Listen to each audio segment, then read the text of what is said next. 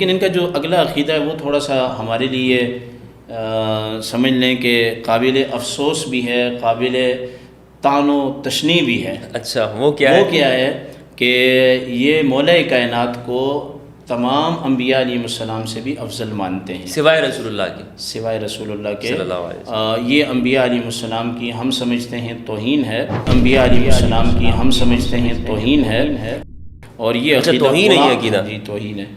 جس کا جو منصب نہیں ہے اگر وہ منصب آپ ان کو دے دیں گے تو یہ ظلم ہے۔ آپ بتائیے گا کہ آپ کے پاس دلائل کیا ہیں، بلکہ پہلے آپ اپنے دلائل دے دیجئے، پھر انہوں نے جو دلائل دیے پھر اس کا نقض آپ کر دیجئے۔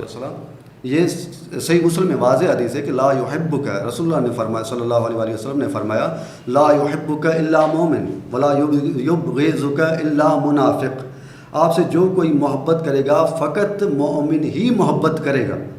ابھی ماننا تو دور کی بات ہے، ان سے محبت بھی ایمان ہے، یعنی یہ تو ایک اچھی بات ہے، لیکن اگر وہ محبت نہیں ہے بلکہ بغض ہے تو پھر وہ یعنی نفاق ہے، یعنی ایمان سے نکل کر نفاق میں آ جاتا ہے بندہ، کیونکہ اس کے مراحل ہیں۔ یہاں پہ یہ بات نہیں کرنا چاہتے، یہاں پہ یہ میں عرض کرنا چاہتا ہوں کہ یہ لازمی نہیں ہے کہ کسی چیز کے لیے آمنو کا لفظ آ جائے کہ آپ ایمان لے آئیں، نہیں، نماز، روزہ، حج، زکوٰۃ، جس کو ہم کہتے ہیں کل ما جاء بہ محمد، ہر اس چیز کو ہم نے ماننا، تسلیم کرنا ہے جو کچھ محمد مصطفیٰ لے ہے، اسی پر ایمان رکھنا ضروری ہے، حتیٰ کہ وہ مستحب نماز کیوں نہ ہو، حتیٰ کہ وہ نافلہ نماز کیوں نہ ہو، حتیٰ کہ کوئی معمولی سا حکم کیوں نہ ہو۔ لیکن اگر مجھے پتہ ہے کہ یہ معمولی سا حکم ہے لیکن محمد مصطفیٰ صلی اللہ علیہ وسلم کی زبان مبارک سے نکلا ہے، اگر میں اس کا انکار کر دوں تو بھی کافر ہوں، لیکن اس کے لیے شرط یہ ہے کہ وہ ہمارے ہاں تواتر سے ثابت ہو جائے کم سے کم، جس طرح مولانا صاحب نے بیان فرمایا۔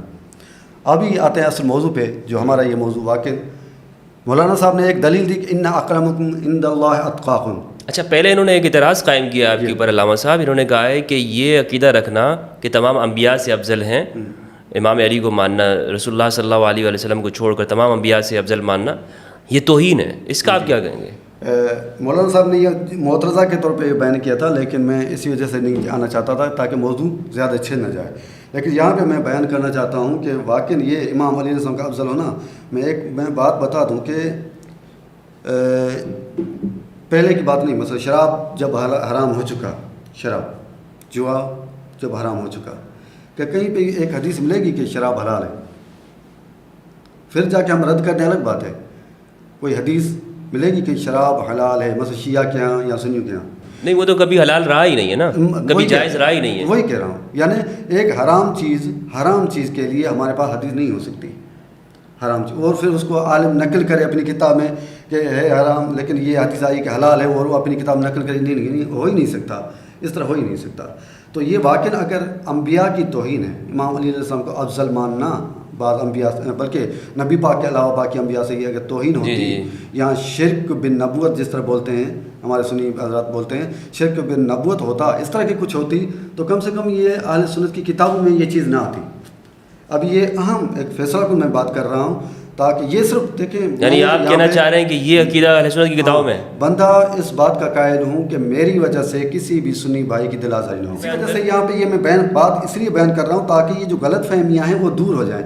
ہمارے بھائی کہتے ہیں کہ یہ شرک بن نبوت ہے یا یہ توہین ہے، جس طرح ہمارے محترم نے بھی یہ ابھی بھی بیان کر دیا۔ واقعی نئے اذان بول رہا ہوں اسی وجہ سے کیونکہ انہوں نے اس طرح سنا، لیکن ہمارا تو پرانے سے ہم شیعہ ہیں، تو نئے ذہن کو واقعی اس طرح لگتا ہے کہ یہ کیسی بات ہے، عجیب بات ہے، توہین لگتی ہے ان کو، یہ تو توہین کہہ رہے ہیں۔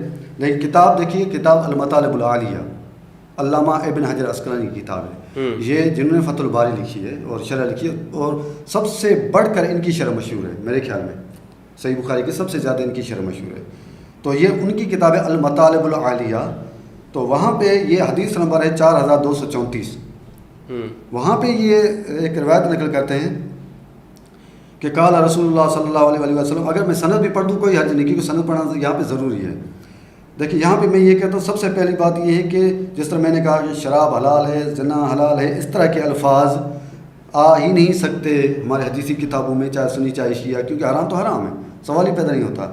تو یہ کتاب میں کیسے معتبر کتاب میں آ چکی ہے، نہ کوئی وہاں پہ رد، وہ تو کچھ بھی نہیں، لیکن اس کی سند بھی حسن ہے، وہ بتاتا ہوں آپ کو کہ قال ابو یعلا حدثنا زکریا بن یحییٰ حدثنا نصر بن مزاحم عن جعفر بن زیاد عن ہلال بن مقلاس عن عبداللہ بن اسعد بن زرارہ عن ابیہ رضی اللہ عنہ. یہ زرارہ وہ ہم شیعوں والا زرارہ نہیں ہے، یہ زرارہ تابعی ہے، وہ تو اپنی جگہ پہ. تو یہاں پہ ایک راوی ہے نصر بن مزاحم، اس کو بھی ابن حبان نے ثقات میں ذکر کیا ہے. ابن حبان نے ان کو جا کے خود دیکھ سکتے ہیں آپ، تو وہاں پہ ذکر کیا. یہ حدیث نمبر یہاں پہ مطالب العالیہ میں 4234 ہے. تو وہاں پہ نبی پاک صلی اللہ علیہ وسلم فرماتے قال رسول اللہ صلی اللہ علیہ وسلم لما عرج بی الی السماء، جب مجھے معراج کرایا گیا آسمان کی طرف، تو انتہی بی الی قصر من لؤلؤ فیہ فرائض من ذهب یتلألأ، تو مجھے ایسے قصر پہ پہنچایا گیا جو موتیوں سے جڑا ہوا تھا، لؤلؤ مرجان سے جڑا ہوا تھا، سونا لگا ہوا تھا جو چمک رہا تھا. تو وہاں پہ فأوحى الی او فأمرنی فی علی، اللہ رب العزت نے مجھے وحی کی یا علی بن ابی طالب کے بارے مجھے حکم کیا، یعنی بتایا مجھے کیا، بثلاث خصال، اچھا 3 چیزوں کے بارے میں.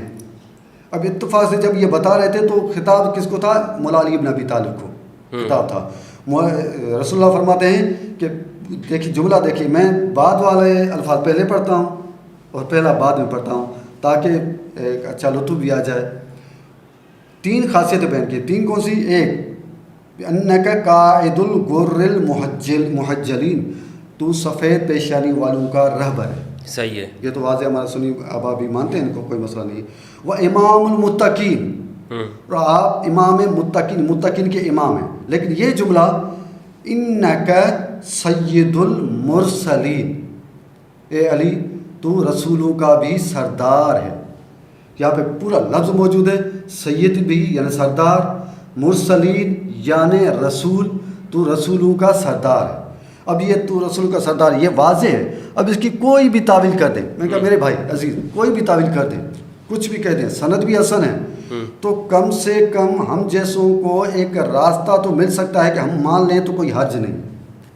پھر یعنی علامہ صاحب کو یہ حق نہیں پہنچتا کہ ہمیں کافر قرار دیں، ہمیں ہمارے لیے توہین قرار دیں یا ہمیں گستاخ قرار دیں اس طرح. کیوں؟ کیونکہ کم سے کم آپ کی معتبر کتاب کے اندر حسن سند کے ساتھ واضح لفظ کے ساتھ آ چکا ہے کہ انک سید المرسلین، اے علی آپ علی بن ابی اے علی آپ رسولوں کے سردار ہیں. اب نبی بھی نہیں ہیں بلکہ رسول ہیں. رسول کا رتبہ نبیوں سے زیادہ ہوتا ہے.